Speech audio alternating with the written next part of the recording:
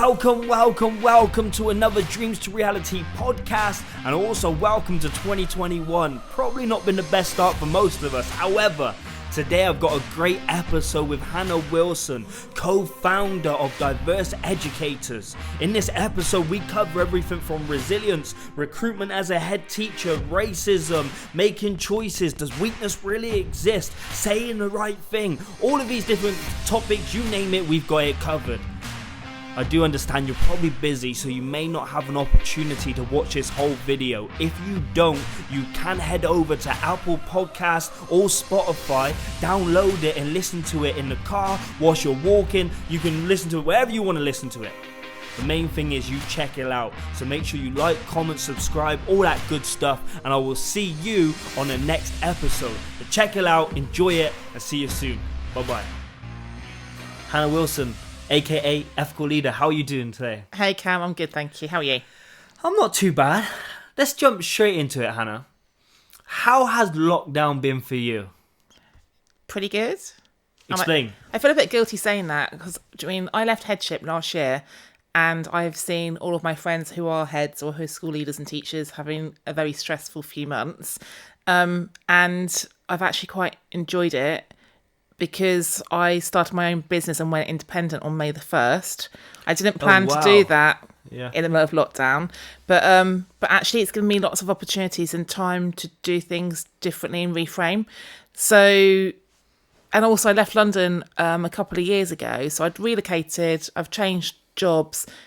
I just feel like sometimes when the stars align and things all happen for a reason at a particular time, things have fallen into place for me randomly in the last few months. Would you say it's happened randomly, or would you just say it's happened because you've been consistent for so many years and you've been on a mission for so many years, so it's kind of not luck, it's what you deserve? It's not luck, but I think it's just interesting when things happen at a particular time. So I resigned back in February, and I was planning to set my own business from May the 1st, but then obviously we went into lockdown middle of March, and I was thinking, oh my gosh, what have I done? Like, I've thrown my career away, I've thrown my salary away, I've had security and stability for my whole life, what am I doing? And I had a moment of panic, and I took in a lodger just to make sure that I was financially okay for my mortgage during lockdown.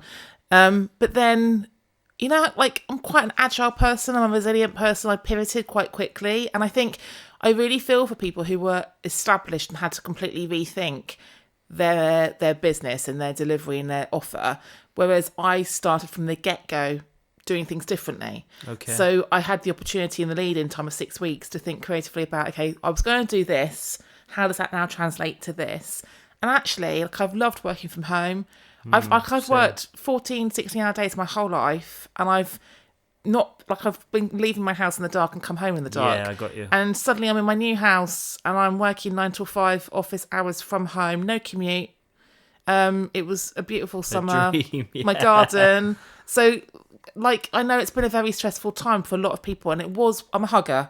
It was weird spending 5 months without a hug. But on the whole, there's been a lot of positives. So what is your business? What's my business? Okay, good question. Who am I? What do I do?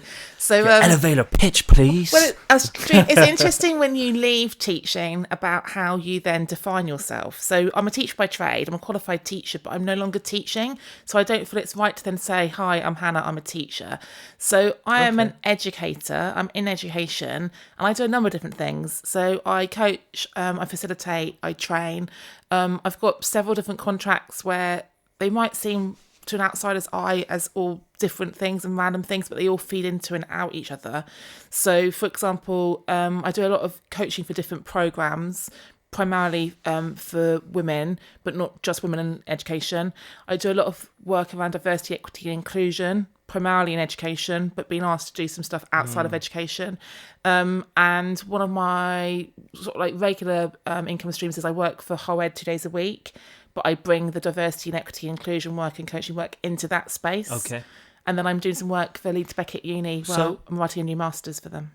Oh, brush the shoulder. Well, that was the one where I was like, really? You think I could do this? That's amazing. Yeah. So did you have all that work lined up before?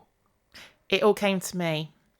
After lockdown or in during lockdown? lockdown. Wow, So, that's incredible. I mean, I think the story I'd like to amplify is the fact that, like, I've been very intentional and outward-facing in my networking for years. I joined Twitter like 8 years ago. I started Women Ed 5 years ago, Diverse Ed 3 years ago. So I've spent a lot of time and energy investing in my network and relationships. Okay. So when I then went independent, I've not had to tout. Was that always your vision? No, I didn't do any of that to become a business. I haven't had to tout myself. Every opportunity has come to me through my network. Hannah, what are you doing? Would you like to do this? We thought of you. So when Leeds Beckett said to me, we're launching an MA in education, ethics and leadership, Wow. It's aligned with who you are and what you do. Would you like to be our program developer? I was like, wow, like that's an offer. Yes, please. So it's interesting what you put out to the world and what comes back to you. I'm not surprised, especially with what you do, and obviously when you left that job, is because you do have a huge network, but you do also offer a huge amount of value, and I feel like your heart is in the right place. I remember I was going to release a video and I sent it to you. I said, can you check over this? Do you think I should release it? And then you gave me a very honest answer, and then I ended up not releasing it. But I feel like it's not luck that you are in this position, and it's no surprise. As you said, you've been building it up for so many years. And I first heard of you, if I'm being honest, at the Leadership Matters event with Andy Buck, and then you was also delivering a speech. How long was the speech for? I think I had 20 minutes. Yeah, that's not very long. No, it wasn't very long, and that was my only issue with that speech was you gave so much value in just 20 minutes. But it was like, oh, she just said all of this, and it's like, okay, what, like, we need more to really, really dive into it. And I know it's difficult, right? People are, 20 minutes easy, but I'd rather have 2 hours than just 20 minutes. Because thanks, mate. No, but I truly mean that, and I've said that before. And also, I feel like I'm quite good at reading a room. And one thing what you had was you genuinely care. I see you work the room after, you talk to people, and you're really there, and you really actually genuinely care about people, what they're doing, what they have to say. And I just think that's amazing, and I think that's why so many people follow you.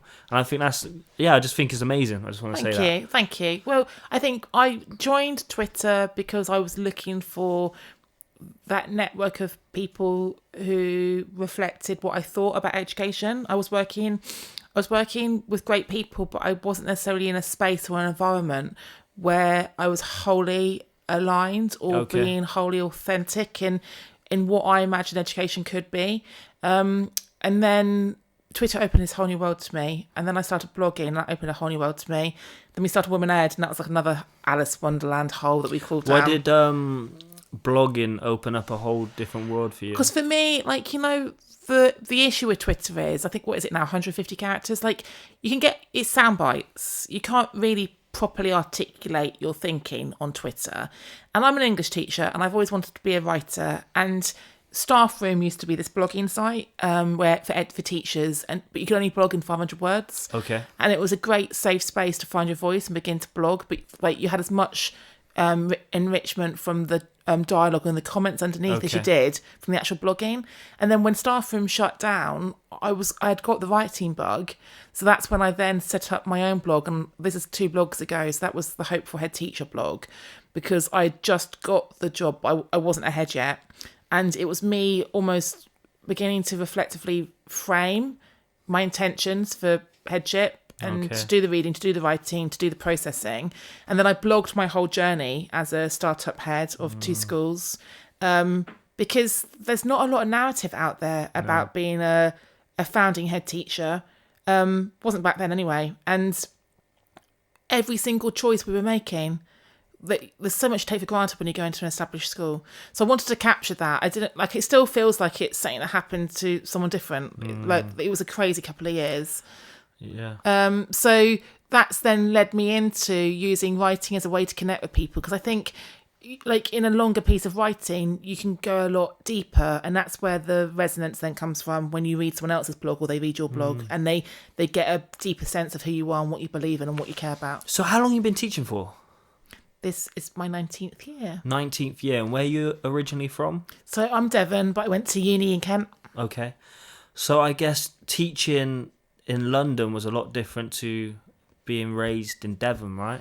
Just a bit. So I was raised in Devon and went to an independent school for secondary, and then said to my parents, I want to go to college for sixth form, and then went to uni in Canterbury, but then didn't want to be in Kent, so then moved to London. So when I was, 23, 24, I moved to London and worked in really diverse schools in South London for 15 years. Okay.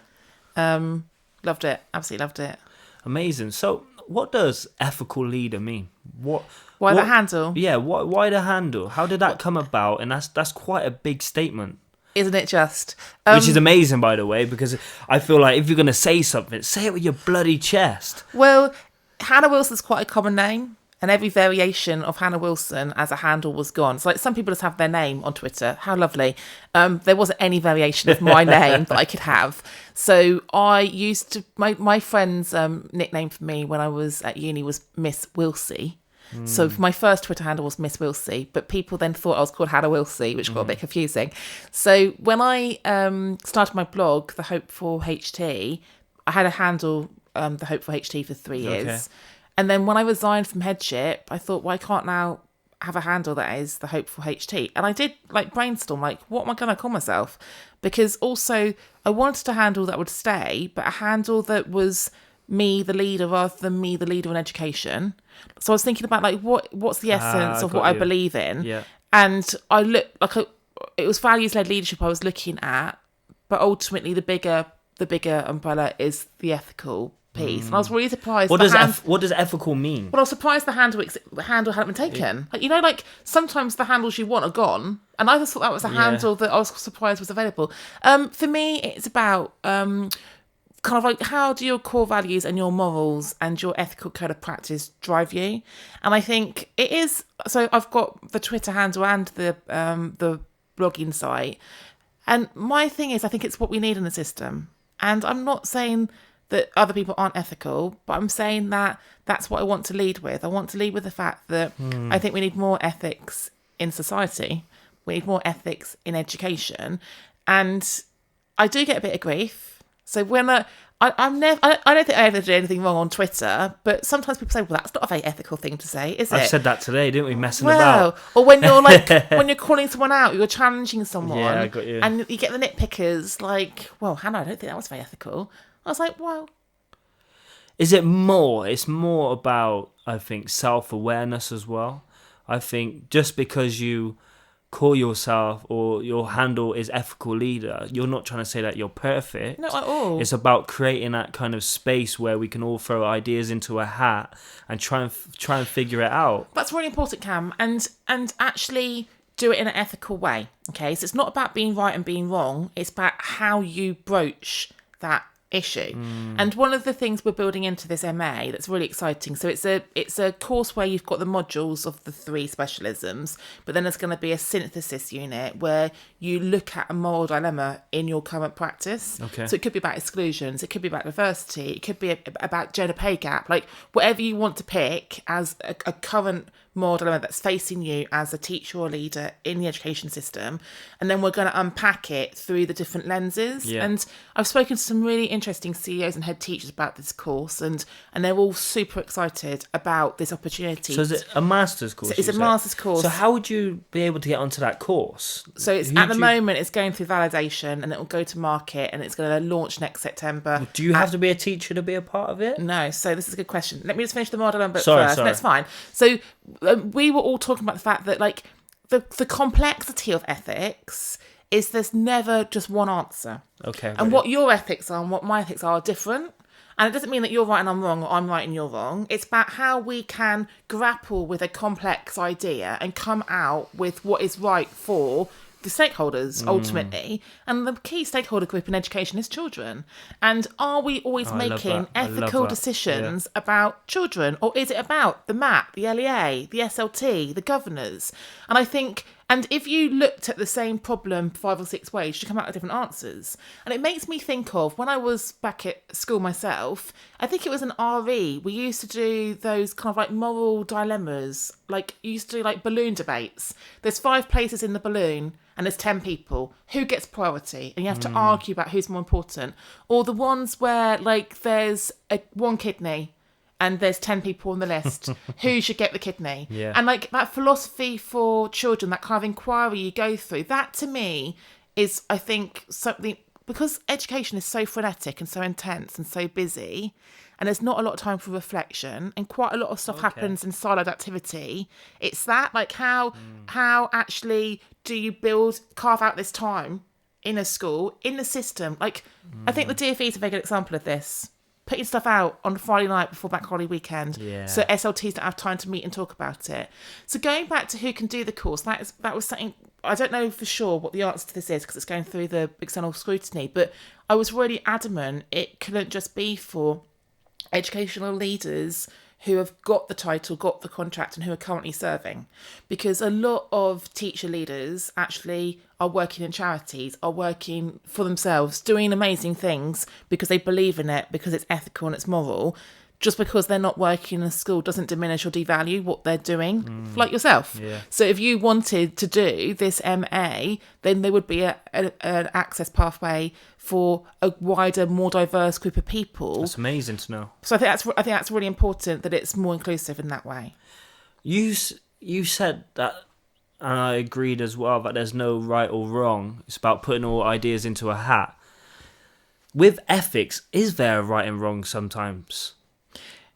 It's an interesting one. Like, I can remember, like, doing topics at school, things like capital punishment, corporal punishment. Talk about corporal punishment. Okay, so when I, how many years ago? 4 or 5 years ago, I went to Tanzania for the summer to teach. So there's this brilliant organisation called Limited Resource Teacher Training, LRTT, and like 20 of you go out and you fundraise and you spend the summer working alongside local teachers. So we went to Tanzania and we were really, really remote in Jombe, which is down south, up a mountain. It was freezing cold. None of us packed socks or hoodies, and we had to go and buy gloves and hats. It was that cold. And we were working alongside these brilliant local teachers with no resources whatsoever. It really made me think about education and how we rely on technical resources and provision in England. And actually, these teachers were doing amazing jobs with nothing. But there was, I think it was our second or our third day, we were back at our compound where we were staying, and there was this wave of emotion. Because and I was by far the oldest. Like, a lot of the teachers on this summer project were like early 20s, second or third year teaching. And I don't want to stereotype here that it was just the girls, but some of the female teachers who had gone into the primary schools that day had witnessed young children being caned. And they'd come back and they weren't emotionally ready for it. They weren't resilient to it. They didn't know they were going to see it, which might sound naive, but it wasn't part of the psychological preparation for the trip that you might see someone being caned. So it kind of, a few of them came back from their schools and there was a lot of emotion being surfaced. And the people who were running the trip were amazing, but they didn't really know how to deal with it. And I went to talk to them and said, like, are you guys okay? Like, you're now almost in supervision mode now, that you've got to now work, like, go and support these teachers. And we had a chat about it. And then I said, look, I'll happily do a coaching circle. And we all kind of sat down and just surfaced our emotions about what we'd witnessed that day and how we were going to deal with it. And a lot of judgment came out. And we had to reframe it in the fact that we're not here in Tanzania volunteering for the summer to judge their society, to judge their education system. We're here to support, to enhance, to show there's different ways of doing things. And we need to be really careful to get off our high horses and to be sat here with the critical eye, the judgment eye. They'd come to our schools in our country and they would judge some of the things we do. Yeah. Okay, so I think it's that kind of leveler. And when I then did some reading around it, the president? I think the president at that time was a former teacher, and it was actually him who had reintroduced the caning. But a few days later, we then witnessed the same in a secondary context, and we were sat observing a lesson. There was a couple of us. Like, there's no doors, there's no windows, and it's all built around quads. And we saw this group of kids being marched out to the quad and lined up, and the whole of the history department, so 5 teachers lining up, and this class had failed their exam and had shamed the history department, and every single teacher caned their hand. And again, the girls I was with got really, really emotional, and we had to go for a walk and talk about it. And the local teachers saw us getting upset about it and came to talk to us about it.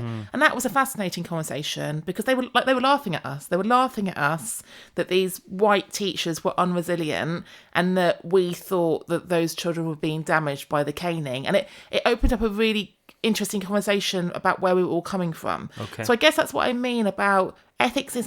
It's not black and white. No, and I think not. it's about how you come at a problem or a dilemma and building the time to reflect and talk about it and think about it, but how you can also put yourself into different people's shoes and come at a complex moral dilemma from a different perspective to your own as well.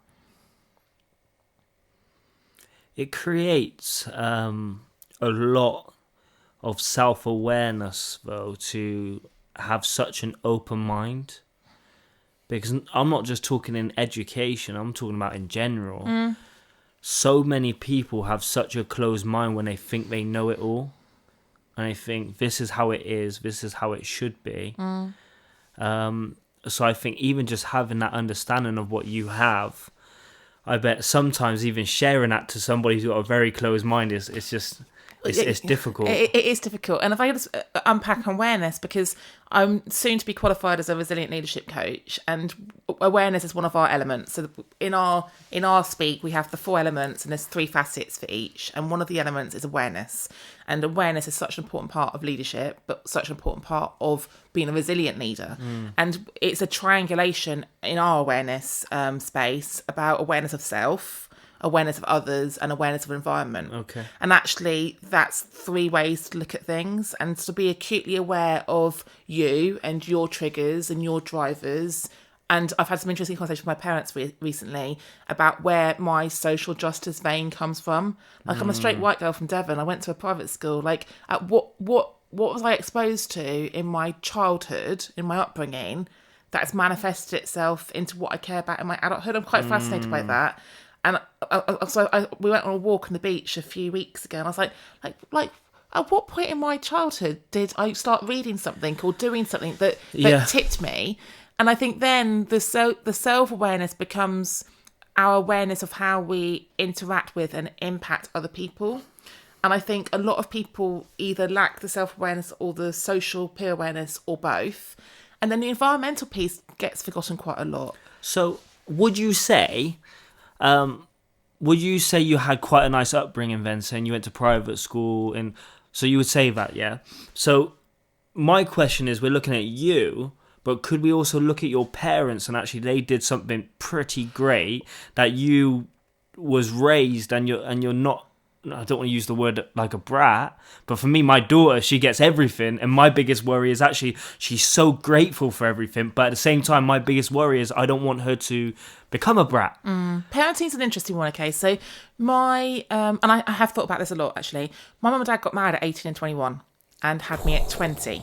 Okay? Wow, okay. So I'm sat here as a 41-year-old. When my mum was 41. Oh, you don't look it. I was 21. Like, imagine if I had a 21-year-old upstairs right now. Yeah. Like, that's a mental thought. How old are you, Cam? How old do you think I am? Well, hopefully you're not going to say 21, because I'm too young to be your mum. So. Well, how old do you think I am? You're not 28. Bang on, 28. There you go. So like, I have. She's trying to pass over that question. Anyway. So I have thought about this quite a lot, about, like, I think I'm really fascinated by childhoods and parenting choices. So, like, my mum and dad, I do wonder, like, where they got their resilience from. Okay, so like, I had grandparents, but we had quite a lot of bereavement early on in my early childhood. So, how early? Oh, my mum's dad died before I was born. My mum's mum died when I was at primary school, and we weren't very close to my dad's parents. So, like, mum and dad were alone, and they had it pretty tough in what they were dealing with, but they were super resilient, and I don't know how they made ends meet to send my sister and I to private school, in all honesty. But the bit there about gratitude, but also about privilege, like, we were at a private school, but mum and dad had to make, like, choices to send us to a private school. Could that have been the answer we're searching for? Because if a lot of people, tell me if I'm wrong, stereotypically you think if you go to private school, you've got a lot of money, right? No, we were the poorer kids at the school. Would that gave you that perspective? Quite possibly. I was quite indignant about being sent to a private school. I didn't want to go. And my argument was they were wasting their money because I was intelligent and hardworking. I would get the same grades going to the state school, but it was an opportunity they wanted to give us. And I did get to do things like, I was in the Army Cadets, my sister went on ski trips. Like, there was things like that which perhaps we wouldn't have got at that time in a state environment. But at 16, I said, like, I'm now going to college, I don't want to be there. But then in turn, and this is an interesting one compared to a lot of my friends who went to state schools, when I wanted to go to uni, they said, yeah, you can go to uni, but you're paying for it yourself. But we didn't go to uni. So that's a choice you're going to make. So you can self-fund. And that was, they invested in me in my schooling to open doors for me for the future. Whereas I went to uni with a lot of people whose parents paid for everything. They had no value of money. Some of them didn't get jobs for the first year and their parents were still paying for their rent in London. I had 2 jobs to get myself through uni. And so I think I think choice is a really key word. Like, life is all about choices, the choices we make and the consequences of those choices. And I think my parents made some good choices. There's so much I want to. Mum and Dad listening, you made some good choices. Thank you. There's so much I want to dive into. We're on choices, so let's tick this box. Choices, right? How do you know when to make a right decision? What is a right decision? Oh my God, I feel like this is a Resilient Leaders interview because resilient decision making. Like, for me, this is one of my favourite sayings because I get teenagers all the time. Yeah. Especially now over the summer with the lockdown and everything on the webinars. What about this decision? I might want to go and do this and this. How do you make the right decision? I always say that there isn't no right decision. No. It's about making the decision right. Well, it's about making the right decision for you at the right time, isn't it? Like, for me, decision making, I've never had a problem with it because I've got a very strong sense of who I am. I know who I am, I know what I believe in, and I've got an intuition about and an instinct about what's right for me. So I'm not someone who tends to discuss my decisions with people. Just go and do it. Because if I talk to people about it, I get led off in different paths. We said this, and I lose my way. We've had this conversation about it many times before, and Dave's made a big decision this year about something. I couldn't believe it when he made the decision. We've been talking about it for a long time, but the fact is, it doesn't matter what anybody else says. I know what I'm going to do now, so I don't need to. I do it. I make the decision, then I tell people, why don't you discuss it with us? Because I need to make the right decision for me. Got you. Okay. Got so you. A silly example is going shopping. All right, going clothes shopping. Going clothes shopping by myself. I come up with clothes I like, clothes I keep, clothes I wear. Going clothes shopping with a friend. They taught me into buying stuff that in the moment I'm like, oh yeah, that's quite nice, but I would never picked it up. I get home, I look at it, I try it on again, it goes back. So I think it's that, like, knowing what suits you, knowing what fits you, knowing, like, it's that, just that self-awareness again. And I think the more you know yourself and the more you know your strengths and weaknesses, your triggers, like hopes and dreams, like everything. I think the more reflection you do and the more of the inner work you do, then those decisions become a lot easier to make. And I'm not saying they're not hard to make, but it's about knowing what's right for you. I think it's about just understanding, like, what's the worst thing that can happen, and understand that actually, and obviously touch wood, nothing happens, but we're in this for the long term, as far as life. So you might pick something now and do something completely different on another time, and it's just like, that's life. It's a journey. Just because I'm doing this now might not mean I'm gonna do it forever. The thing is, you make a decision. If it's not the right decision, you make another decision. Yeah, there you go. Like, for me, like, choices are a domino, and just like, I've overturned choices before. I've done something and realised it was wrong and, like, gone back to something. But I think it's what sits right. And I think a lot of people don't make decisions, don't make choices because it's being driven by fear. And it's the fear of what could happen or what might happen, and the fear of the fallout. Whereas I make decisions based on the kind of the optimism and the hope of what could happen. And I think that it's interesting what lens you look at things through. Do you think also people I don't know, it might link back to fear. I don't know what you think. Is it because people value comfort though more than they value that as well. More than they value growth? So for example, it's easy to sit in a role you don't really enjoy doing, but you know you have security than making the jump, right? Yeah, I don't really have a comfort zone. So I think you're right there. That kind of like where you sit on. What do you mean you don't have a comfort zone? Like explain. I'm quite comfortable being uncomfortable. Ooh. Like, do you mean? Is that important? It's not necessarily important, but Mum and Dad definitely brought us up with a kind of a growth mindset. They won't have called it that, where like anything was possible, and it was that like if you want something, it wasn't growth mindset. It was Mary Poppins mindset. But Mary Poppins, it's the Wilson mindset. Like all the buzzwords these days, like character, grit. Like that was my upbringing. Like that's amazing. We were exposed to things and not made to do things, encouraged to do things. And there weren't limits put on us. And I think that is probably part of what shaped me into who I am. That I always find a way. Like, we're real problem solvers. We're practical people. That if it doesn't work, you fix it. If you haven't got it, you build it. If you don't know it, you find it. Yeah, like, it's that you go and find the resources around you. You make the most of them. Have you always been like that? As far as I can remember. Because you, from what I know, you appear to be a very positive person. I try. Is that a conscious effort? I think it is a conscious effort because not everyone around me is always positive, so then you consciously then reframe it. And I think... Go on, explain. Well, I had my MBTI done this week, and the coach who was talking me through my report was talking about the fact that I've got quite extreme personality preferences, but I moderate. Okay. And I think that self-awareness piece is the fact that I'm aware of my perceived strengths and weaknesses, and I consciously, intentionally work on the perceived areas of weakness to counterbalance myself. Would you mind mentioning what they are? For example, like reflection, for example, I'm a really reflective person, but because I'm confident and extroverted and quick thinking, and I speak my mind, I've been critiqued in my leadership journey of not being reflective. I am hyper reflective. Just because I'm not doing meta reflection in front of you in the moment doesn't mean I'm not reflecting. Okay. I reflect in the bath, in the car, so it's in not, bed, it's not a weakness. Journaling. Yeah, but that's why I said perceived weaknesses. Okay. What is Hannah Wilson's weaknesses? What would you say? What would you say you need? Oh to... God! What is the next? What is the next step of growth for you as an individual going into your business? Well, do you really think any of us have weaknesses? Like, we all have areas for growth. We have areas for development, okay? A weakness is a deficit. There's things I could do better. There's things I don't know. I wouldn't say it's weaknesses. And I'm not saying I'm perfect here. No, I get what you mean. For me, it's always about the frame you look at stuff. And there's stuff I don't know how to do. There's stuff I don't know. There's stuff I don't want to know. So, for me, I've learnt so much, Cam, in the last few months. Like, I had some really good advice in my first week. You are now...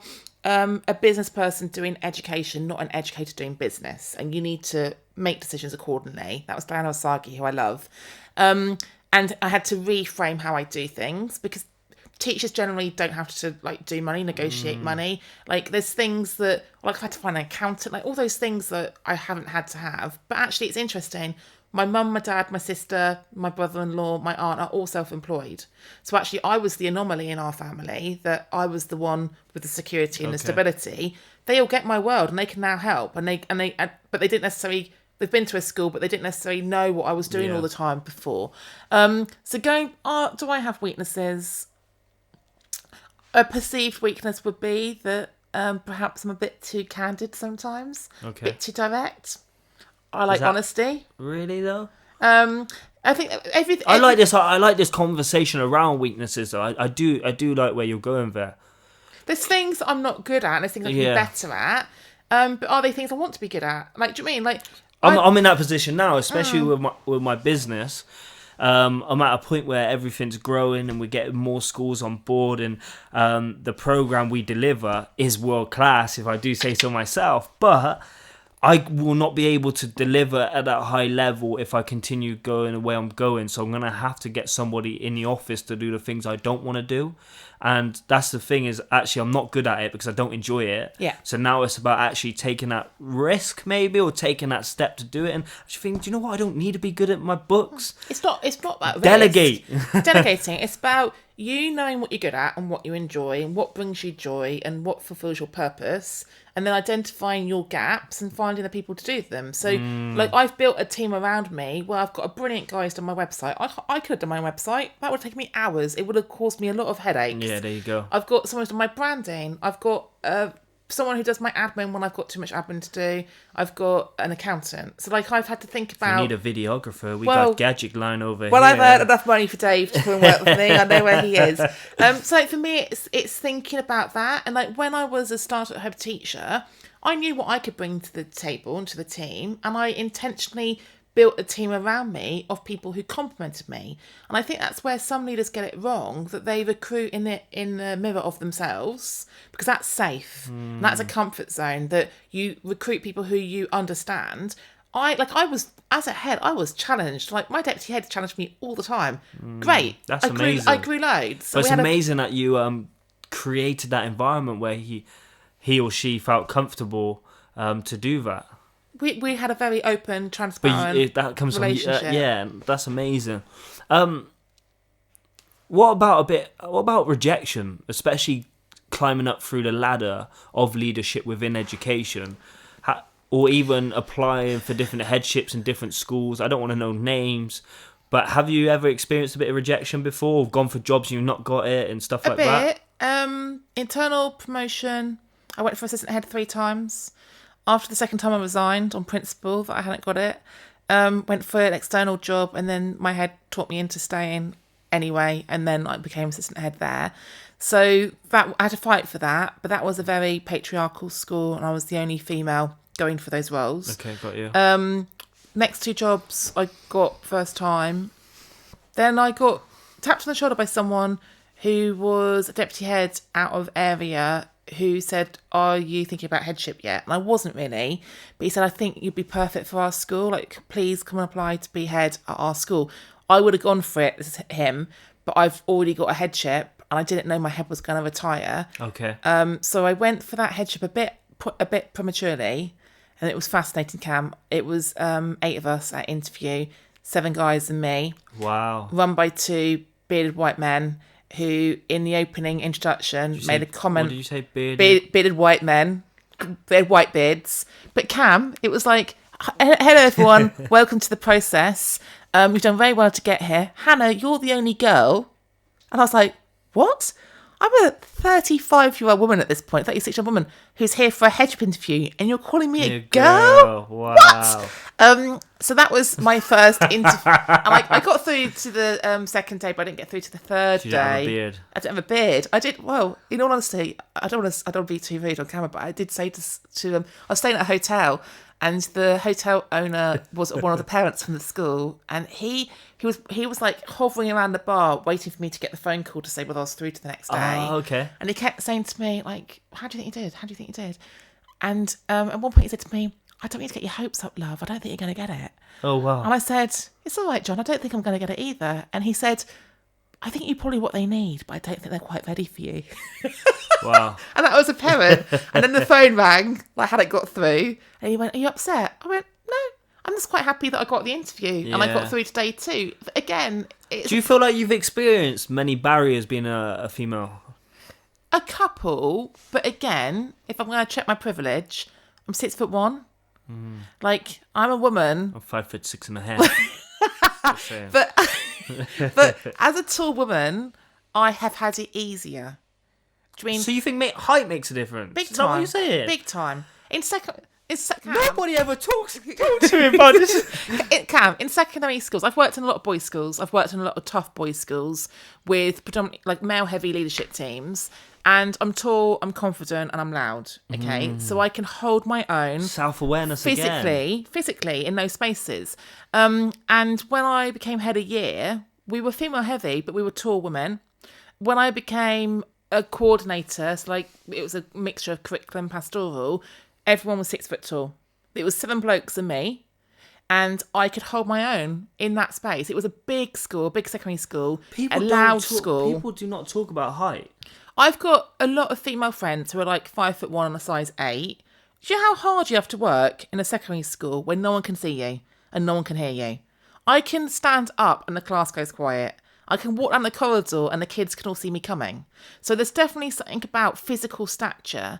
And it was fascinating. Is there much research around that? I don't think so. Just this is all anecdotal, but no, but I know where I can see where you're going. And I've seen smaller. And I'm surprised there hasn't been. Well, even if it's not in school, but in general. Yeah, I've seen smaller, petite people who can absolutely have gravitas and absolutely command a space, but they do have to work harder. Like I think that's a craft, and I always thought it came easy because of my height. But then it was fascinating. When I was a deputy head, I had these 2 teach first year trainee teachers in English, and they were both 6'3" blokes. And they were gentle giants. They were gentle giants, and our kids were running circles around them. And the head said to me, "Hannah, go and help them, go and sort them out. Like this should be really easy for them." But it wasn't their temperament to be like really bold, should I say?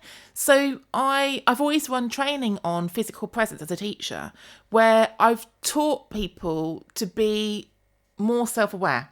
So, for example, I observed a lesson. I said, okay, there's 2 things you need to do. You need to stand up more. And what do you mean? I said, you're 6'3". All you need to do is stand up at the start of the lesson and the kids will sit down and be quiet. And he looked at me like I had 2 heads. I said, really? Just try it. I said, don't sit down. But I think sometimes when you're really tall, you feel like you're overpowering people, so you sit down. But one of his weapons, one of his tools in his toolkit was his height, and he wasn't leveraging it. And then we did a drama, I did a kind of drama workshop with them where I taught them about like positioning in the classroom. Like quite often when you're taller or bigger, you're not aware that you're blocking spaces in the classroom. Like I'm so hyper aware of when I go to talk to a kid or bend down to talk to a kid, have I got my back to the class, or am I talking to the kid but I can still see what the other 30 are doing? Okay, I am the teacher who can see a kid chewing gum at the edge of the playground, or I know who's got their phone under the table. For me, it's that peripheral vision that you're always scanning, and you're aware of the kind of the dynamics of the social space. And that's something that can be taught, but not everyone, it doesn't come naturally to them. No. And an extension of that is playground duty, where like the playground would be in chaos, but there's like 5 adults out there because they aren't stood at like pivotal points surveying the children. They're like at places where the kids can't see them. So for me, like sometimes there's little things like that you can do. So I'm not saying you've got to go and buy some Cuban heels, but I'm just saying that like I do think physicality is a big part of presence, and it's something else to be aware of. But how can you embrace that without coming across as aggressive? Aggressive's an energy, though, isn't it? Like I'm 6'1", I'm a gentle giant. I'm not aggressive.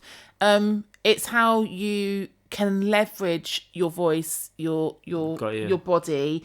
I taught when I was head of year 9 years and years ago, in quite a difficult school. I had quite a challenging year group of all boys, and I taught them about body language because they kept getting themselves into trouble with teachers where they were being unintentionally aggressive or unintentionally disrespectful.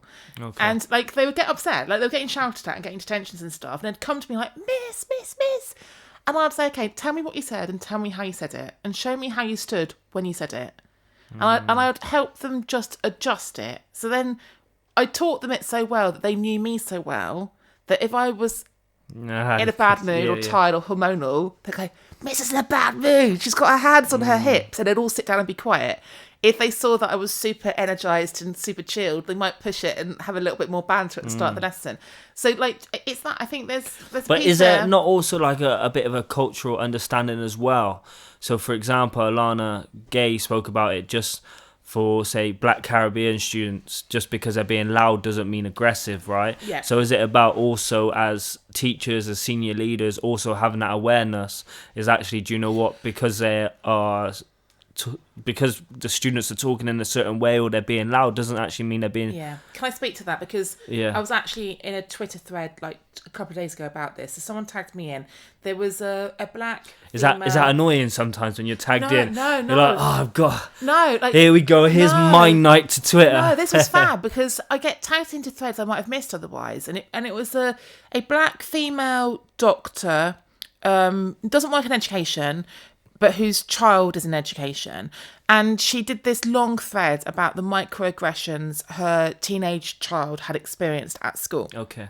And it was a kind of a taking the lid off and just sharing some of the things that white teachers might not be aware of.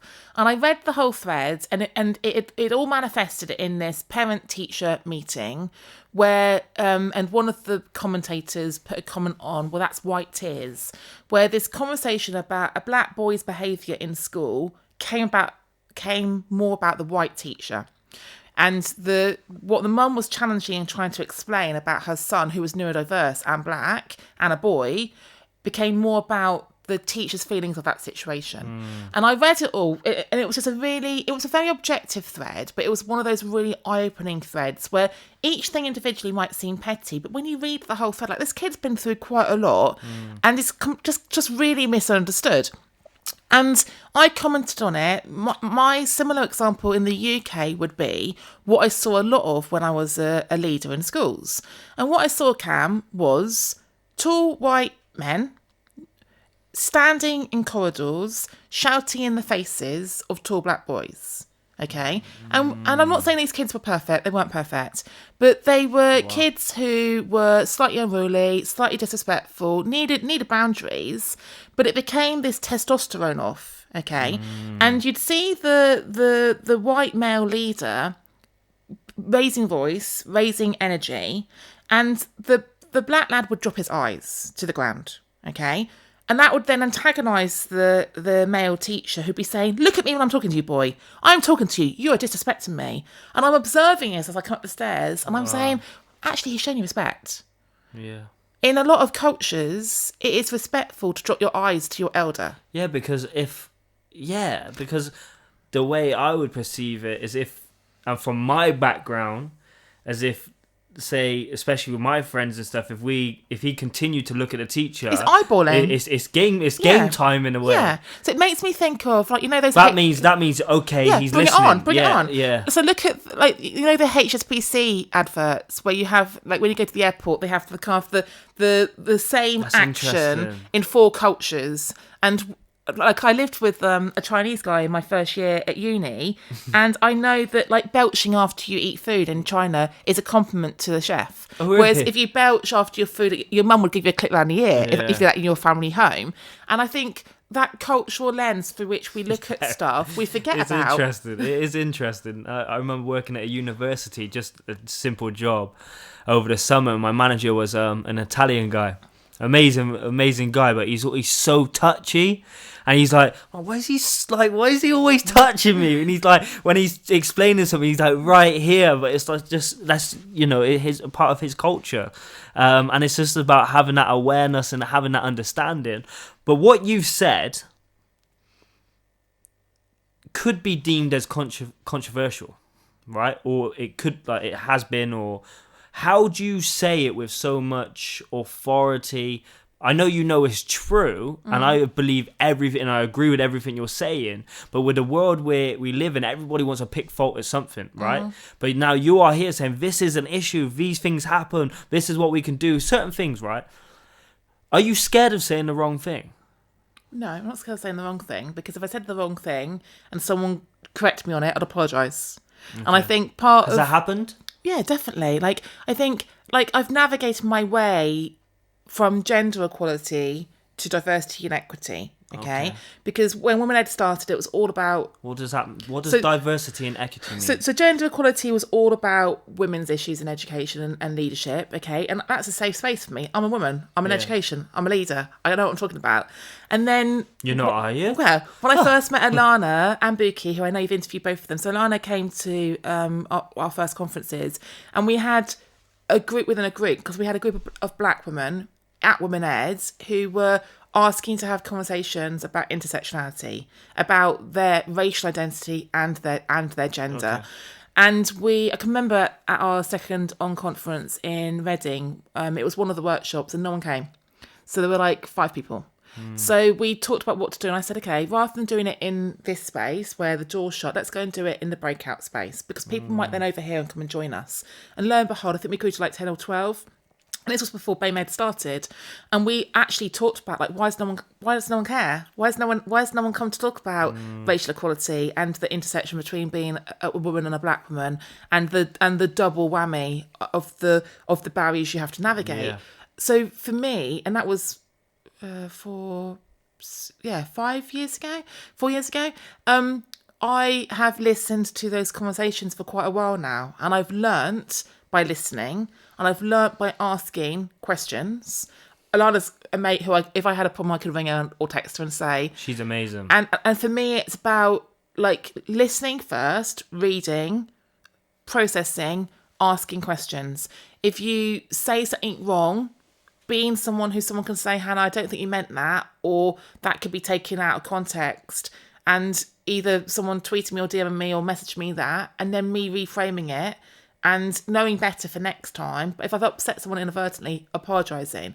And I can't actually think of the specific example, but I did a thread where I used a word which seemed unloaded, but it triggered a few people, and I didn't know. Like, we don't all know, but if we don't know, we need to try. And like that comfort zone and that growth thing again, we're not going to know if we don't sit in these spaces. And that's why I have these conversations. Buki and Alana.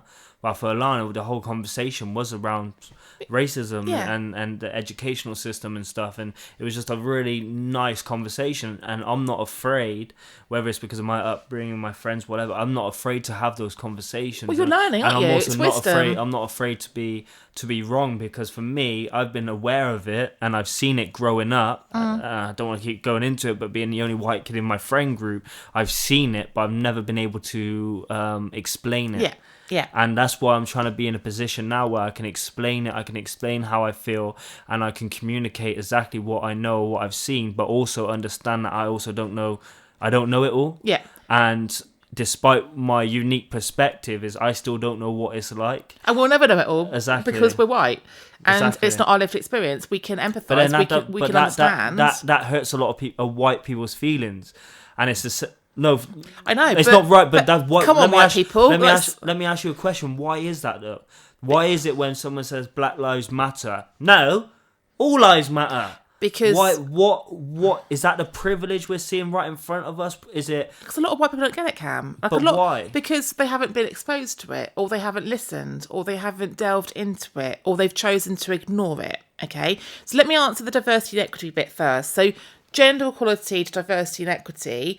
Gender equality or sex equality is one of the 9 protected characteristics in the Equalities Act. Okay, so to talk about just sex equality or gender equality is then negating the other 8 intersectional identities.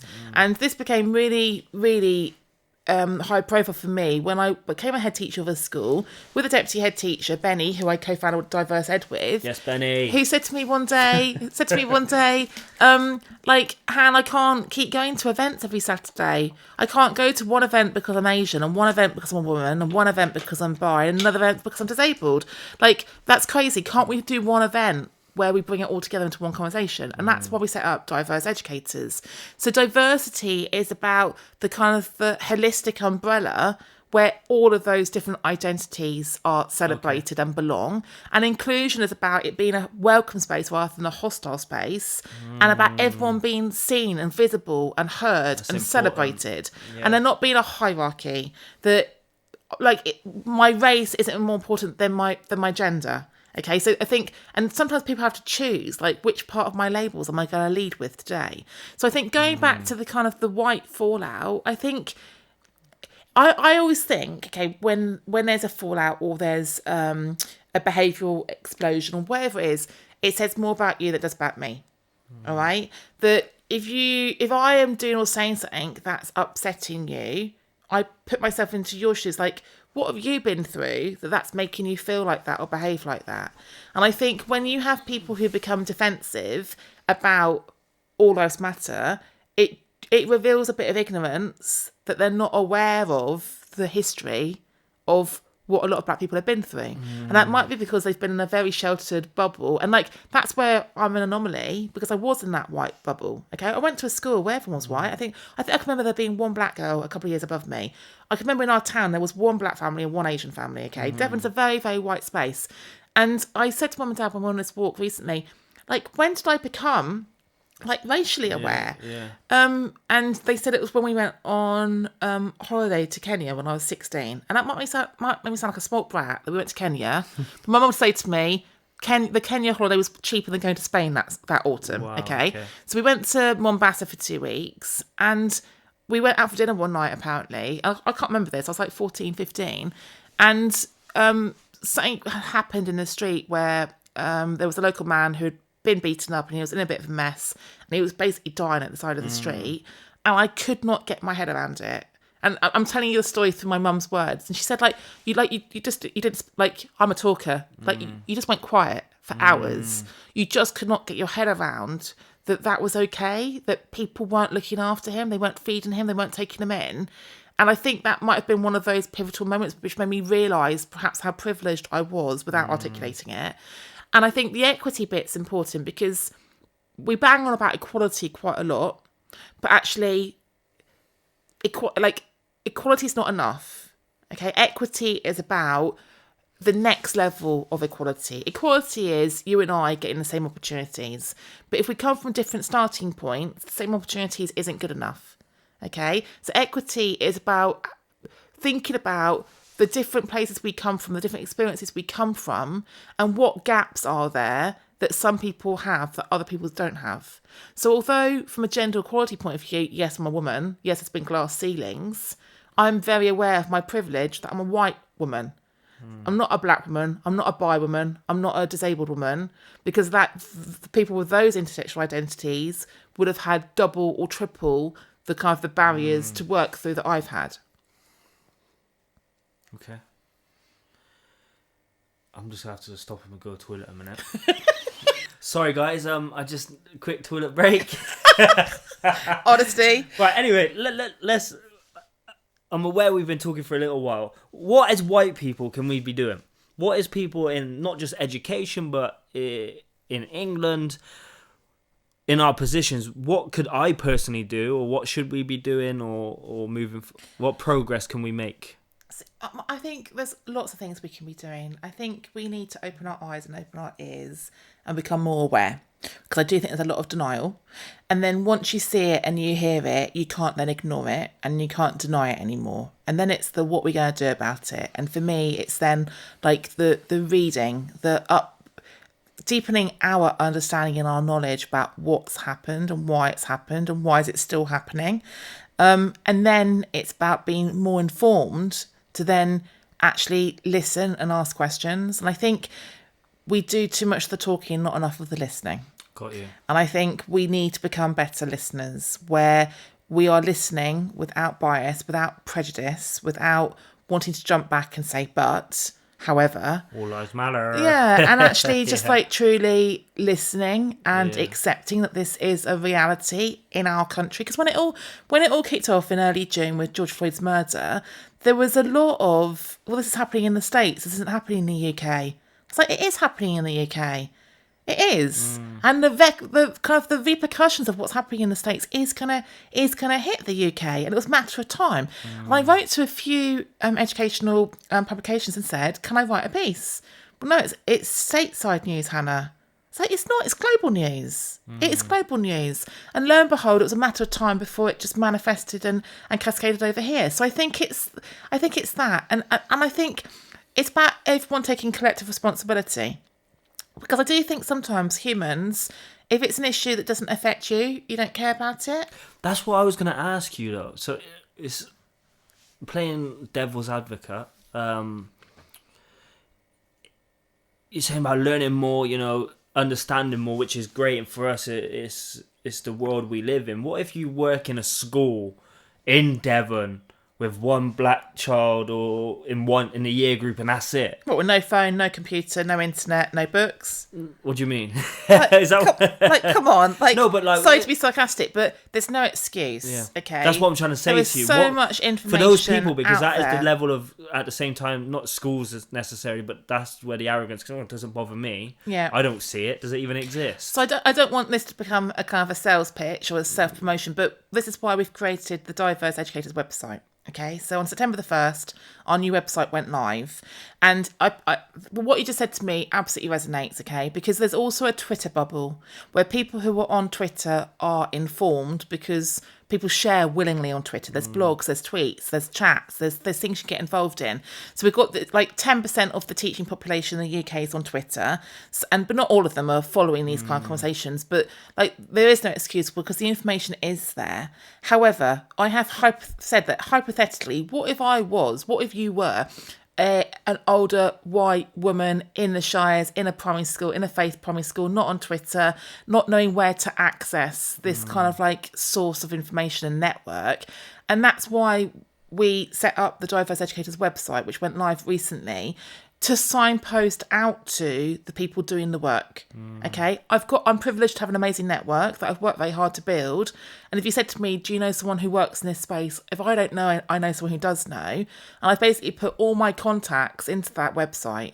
And the website is structured around the protected characteristics. So if you've got an issue in your school, in your class, in your year group around LGBTQI, you go to that tab, and I think there's 12 organisations there working in that space. You go onto their website, you follow them on Twitter. And I think for me, it's that I think people need signposting. And I'll also say, guys, if you are either listening to this or you're watching it, I will put, if you send me after all the most important links and stuff, and we can awesome, thank you. We can pin it as well, definitely.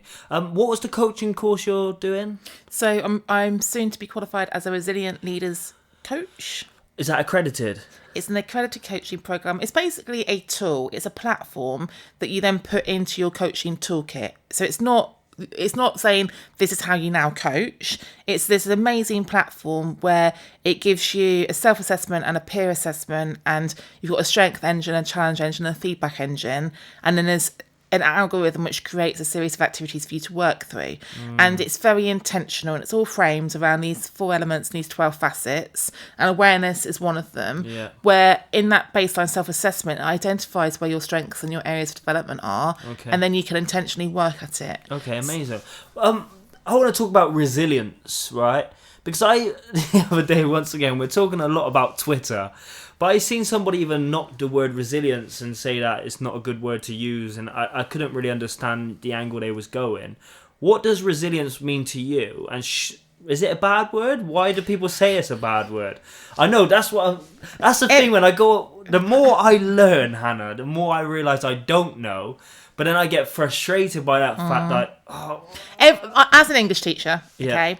I am fascinated with language, and every word is loaded. Every word's got connotations, and sort of people add their own meaning to words all the time. You can create your own narrative from anything. Well, indeed. Okay, if let's spotlight the word busy for a second, okay?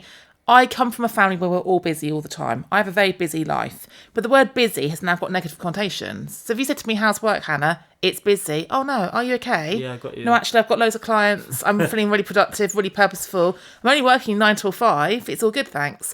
And I think words, evolve over time and carry different meanings with them. And I think that's what's happened with busy, resilience. When somebody's self-employed and they say busy, I'm like, go on. Exactly. So resilience is a word that I think has picked up some negative connotations over time, because the workload and the well-being narrative in education has been ongoing for a while, and we've got people who focus on the fact that we need teachers to be well, and we're losing teachers because we're not looking after them. Okay.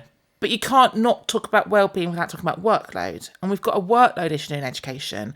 And actually, a lot of people would say, rather than giving me yoga, take away some of my classes or give me a smaller class. Got you. Okay, so the workload and the well-being are two parts of the same problem. And quite often we go to the bit of the iceberg we can see tipping out. Someone's not very well, let's look after them. We don't go to the root of the problem. Actually, it's all their marking and it's their class sizes that's making them ill. Okay, everything. And so we need to think more systemically about that. So I think resilience is one of those words that, because of the workload and well-being narrative and the political kind of agenda with it, resilience is a word that's thrown in.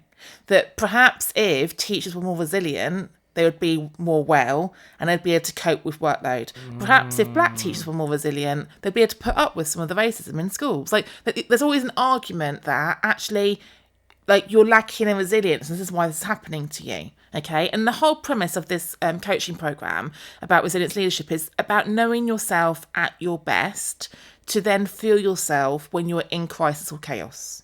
And I was coaching someone this morning. She's a really old friend of mine from uni, and she's like really high up in TV. And she is Name drop? No. And she's working on the fact that she wants to get a better work-life balance. Okay, because TV is so intense. She goes into the studio for like 2 weeks, and her husband and her kids don't see her, and she feels guilty about not seeing her family.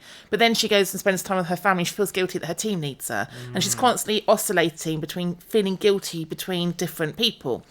And we were talking about the fact that her whole 45 minutes of talking to me, she didn't mention herself once. She's talking about her husband, her kids, her team, her boss. And I was like, what about you? Like, you're in service of everyone around you apart from yourself. Yeah. And then she started talking about resilience, and she told me she wasn't very resilient. I was like, babe, are you serious? I said, your mum died 2 years ago. I said, you have coped with bereavement for 2 years. You have been running a TV studio during lockdown. Your husband has been working in the States. I said, you're one of the most resilient people I know. And she said, really? Perspective. I said, you don't know how resilient you are, honestly. And I said, and it's because we're always constantly comparing ourselves to other people. And we were talking about what serves her. And when she's not in the studio, what are the things that she consciously does to make herself happy and healthy? And she's a runner, and she likes reading, she likes journaling. I said, when you get busy, when you get stressed, what are the things that you stop doing? I stopped running, I stopped journaling. I was like, and that's where the awareness kicks in. The things we need the most to serve us, to keep us resilient, are the things that get cut first. And they're the things we need to hold on to. In the times of stress and difficulty, we don't fall back on our expectations, we fall back on our reality sometimes. And our best habits go, the things that serve us go. And it's about what can we do all the time intentionally as our habits and our rituals to fuel us. So is it safe to say that resilience goes up and down? Yeah. Resilience a thing what moves, it's not just a thing what's You could stuck. become more resilient, because the thing is, like, I'm a resilient person, but you throw me into a different situation, or you change one variable. Everything's going well at work and my boss changes. So I need to be resilient. I've got the same environment, but I've now got a different relationship to manage, and that boss doesn't like me. So I've now got to navigate my emotions about the fact that we don't get on. So for me, that it's constantly evolving, and going back to the self-awareness piece and the authenticity piece. When you know yourself, you know what serves you. You know how to rebalance yourself. You know who you are at your best. You know who you are at your worst. You know your triggers, and your friends and family know your triggers, and they can, like, my friends will say to me, Hannah, like, I think you're working too hard. Are you getting stressed? Well, what do you mean? And I say, well, like, this behaviour is creeping in. Yeah, and like it's so that's all to do with the awareness piece again. So how would you define resilience? Resilience, I think, is your ability to overcome obstacles. Okay, got that. And an obstacle could be anything. So it's like, what do you draw deep on? When you hit crisis or chaos and uncertainty, which we all do, and I think lockdown's been a really good test for a lot of people's resilience. Like, what do you draw on? What's your default setting? And that you can intentionally flex. And I think a lot of people rely on other people. I think it's been really interesting during lockdown about, are you someone who relies on others to co-regulate you? Yeah. Or are you someone who self-regulates? Okay, got that. And I'm a self-regulator because, confession, I was a thumbsucker as a kid. Okay, so there's research about thumbsuckers. Thumbsuckers are self-soothers. You don't rely on someone giving you the dummy to settle yourself. You put your thumb and you settle yourself. Okay. And there's always interesting research about adults who were thumbsuckers as children. So I'm very much a self-regulator, and I can self-regulate my own emotions. Whereas I know a lot of people who are reliant on their peers at work to co-regulate them. And by being in a different building via a laptop, that co-regulation was ripped away. Yeah. So I ask every single guest this. If you could sit down with any 3 people, dead or alive, right? It can't be a family member. Who would it be and why? Nelson Mandela. Okay. Does everyone say him? Michelle Obama. Everyone says her. Sorry. Maya Angelou. My favourite writer, Maya Angelou. Okay. Why? Why those 3? Yeah. Because like Nelson Mandela is just such an icon for ethical leadership and for resilience and for everything he experienced, and has such wisdom. I'd love to actually hear his voice. Okay. I think Michelle Obama just kicks ass. Like, she's an absolute powerhouse woman. And I loved her before Becoming, but having read the book and listened to the book and seen the documentary, I'd like to talk to her more. And Maya Angelou is like a writer I absolutely admire, and I feel like I know her because I've read her, and I quote her all the time, but I'd like to actually meet her face to face. Amazing. So there is no doubt, obviously, I got a huge amount of respect for what you do, and the work you do is incredible, and I know you got a huge amount of experience within education. So what advice would you give me to continue growing what I'm doing? So I told you before, obviously I do a huge amount of work, Pupil Premium. A lot of teachers still refer to me as a motivational speaker, but that's not really what I do anymore. It was when I first came into education, but the problem with that was I felt like I wasn't delivering and offering enough value and enough impact, because what is one tool? Yeah, okay, I'm motivated until you go home, you know? So I work a huge amount on kind of the coaching and the mentoring side, and just really giving the teenagers the tools and the strategies to hopefully go on and be successful, as well as a bit of motivation and inspiration and a lot. But what advice would you give now? I'm 28, still in education, growing a business, and obviously I want to impact as many teenagers as I possibly can, but not just on the surface level. What advice would you give me? So I'd think about how you're going to scale up and how you can bring your stakeholders into the narrative. Okay, so dreams to reality at the moment is interchangeable with Cam Parker, because you are dreams to reality. So right now Cam's up there, yeah, and dreams to reality's there, yeah, where ultimately I want it to, yeah. So you are one of the cogs. You're the founder of dreams to reality, but for you to increase your reach and your influence, you need to work out how to clone yourself. Yeah. But I say clone yourself tongue in cheek, because what you don't want is mirror images of you. You want to find your people who are aligned with you, who believe in the cause, who complement you, who can do what you do, but do it in their way, so that then you can have 3 schools being impacted on the same day rather than 1. Yeah. I'd just think this is all off the cuff. Like, then thinking about like your stakeholder groups of like your ambassadors. You got your associates working with you, but it'd be amazing to have young people who you've worked with then being the ambassador voices. Like perhaps a year 13 who can then help the year 9s. I'm sure the parents and carers who you impact, like how you've helped turn around young people hearing their voice. Like with what I'm trying to, it's truly a partnership. Like when a school signs up for my power program, it's truly a partnership. Like I'm in the community. I bring the parents in. Yeah. I'm not going to mention the school, but the first kind of parents evening I did on the first day of the power program, I had 7 sets of parents. Yeah. I did one at the end. We had 40. Well, and the third group. But there was free food on the lap. I'm joking. The third group would be the teachers, and then your teacher ambassadors. And I think what you're modelling, or what you're showing, is that they're like how to create that team around a child or around a teenager, and actually that partnership and that collaboration of how those triangular points. I'm looking at your mountain and your sweater, but it's almost a triangle, isn't it?